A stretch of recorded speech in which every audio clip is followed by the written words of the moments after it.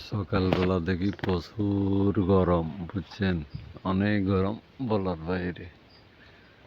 এরপরে কি করবো, বসলাম একটু যে গাছের তলা একটু বসি।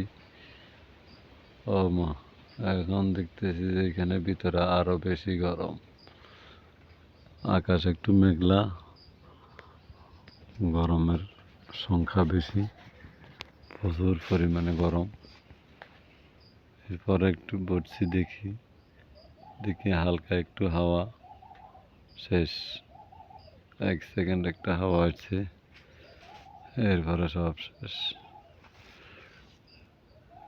গাছ বাগানের ভিতরে যে এত গরম বলার বাইরে। আপনার বাইরে যে গরম, আপনার গাছের তলায় বসলে ওইটা দ্বিগুণ গরম। কেন জানি বুঝি না, কলা গাছের তলায় এত গরম কেন? প্রচুর প্রচুর গরম বলার বাইরে।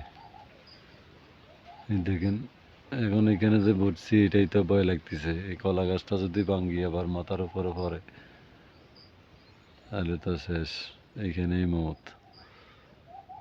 এই বড় বড় কলা গাছ, এগুলো ভাঙ্গি ফললে শেষ, আর টিকি থাকা যাবে না, এত গরম। ওরে বাবা, এক এক গাছের কলা দেখেন, গাছের চেয়ে মোটা মোটা এক এক কলা গাছ, একটার ভিতরে একটা হচ্ছে সারি সারি একদম। বাবা রে বাবা,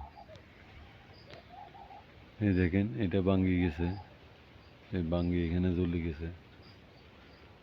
এই নতুন নতুন চারা উঠতেছে, এগুলাতে ধরবে। তুই গরমের কথাই বলি, এত গরম কেন?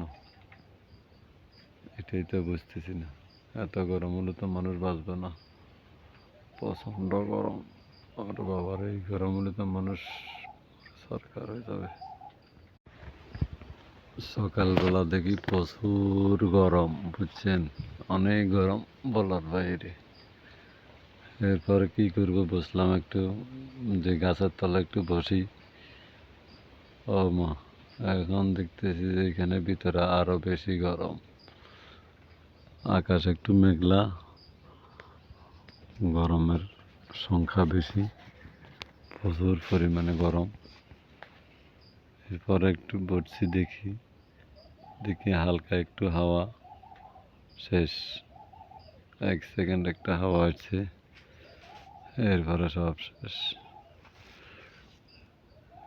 গাছ বাগানের ভিতরে যে এত গরম বলার বাইরে। আপনার বাইরে যে গরম, আপনার গাছের তলায় বসলে ওইটা দ্বিগুণ গরম।